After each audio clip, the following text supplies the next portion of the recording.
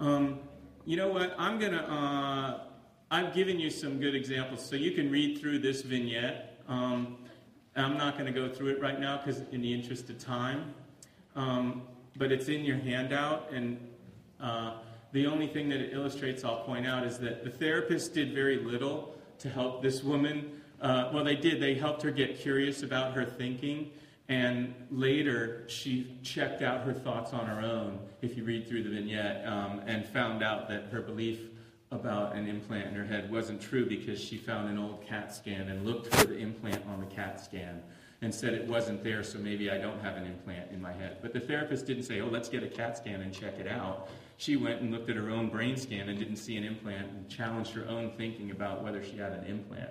So if you get people curious about their thinking, it can have carryover effects, and they just start to question their beliefs. And if they question their beliefs, you can break down the system. It may never go away, but people start doing new behaviors when they don't think it's happening every day, all day, with everyone.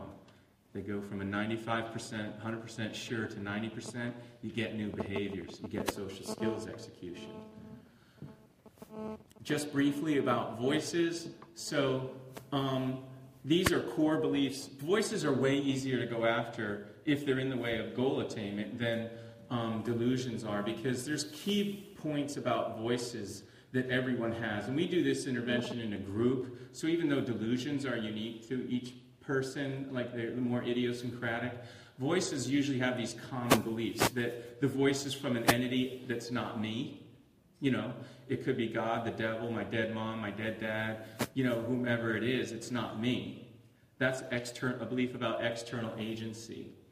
And then also power. The voice can harm me. The voice threatens me. I have to cut my wrist because it told me to, or else it was going to hurt me.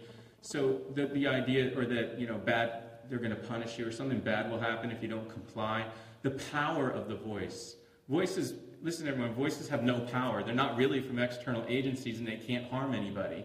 So those are beliefs that are easier to go after, and they're common. It doesn't matter who it's from, but if you teach people they can control a voice, or that medication alters the voice intensity in any way, how does something you put in yourself alter something outside of yourself? Maybe this is from something inside yourself, due to illness or whatever. So these are easier to go, these are common beliefs that you can go after and devise experiments or test them out together with people. And it's collaborative. Let's work together on how can we check out this? You know, you wanted to do, would you be willing to try an experiment? Should be something you say almost every session. Would you be willing to try something out to see if that's the case?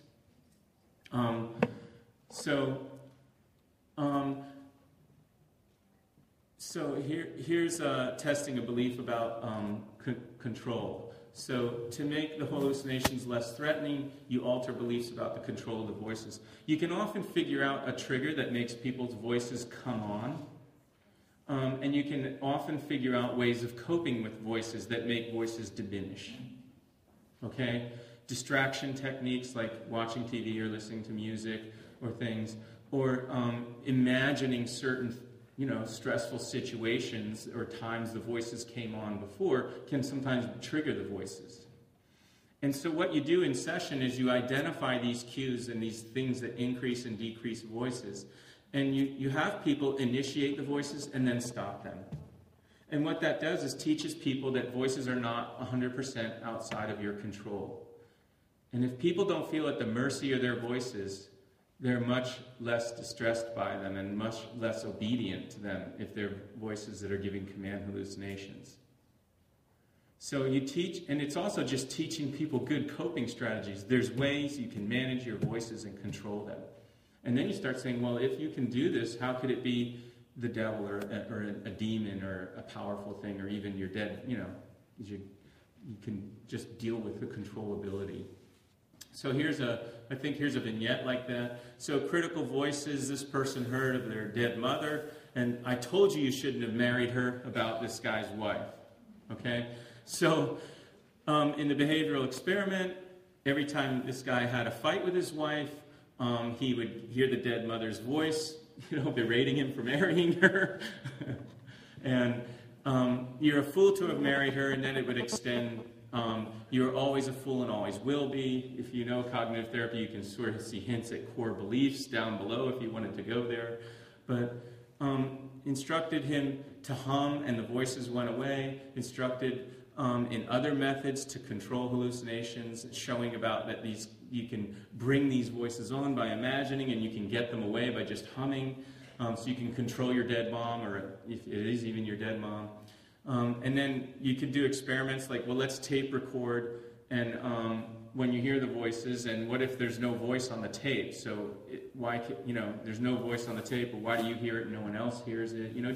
That's called Socratic questioning, just having people give you the evidence for their beliefs. And then Columbo questioning, which is handing them back inconsistencies. You say this voice is yelling, yet it's not on the tape. You say you can't control it, yet, you say it's God or something, yet you can bring it on and make it go away. So you're more powerful than God? I don't understand. So that's just pointing out inconsistencies and just saying, I'm trying to understand this. I wonder if maybe it's not that. So just to review, the key cognitive therapy techniques then are using thought records, doing these reality or behavioral experiments, trying to come up with alternatives together, doing these kinds of questioning and I've put a lot of examples of Socratic questioning in your handout to help you with that. Use the 3 C's, very helpful mnemonic. People find it easy to remember, brings the idea that you should be curious of your thinking into the real world. And it's normalizing. It's saying, it's not so bad. I don't like all this psychopathology talk, because these are just mistakes in thinking. Let's just check them out. We all make mistakes. And if this is really in the way of what you want for yourself, maybe we should make sure it's true. So, most importantly, use CBT on yourself to challenge your own therapist beliefs where you grew up in your training that delusions are fixed and you can't change them, that people are too cognitively impaired to do something like cognitive therapy, that schizophrenia is too hopeless, that these people could never get a job, relationship, friend, or serenity. So, thank you.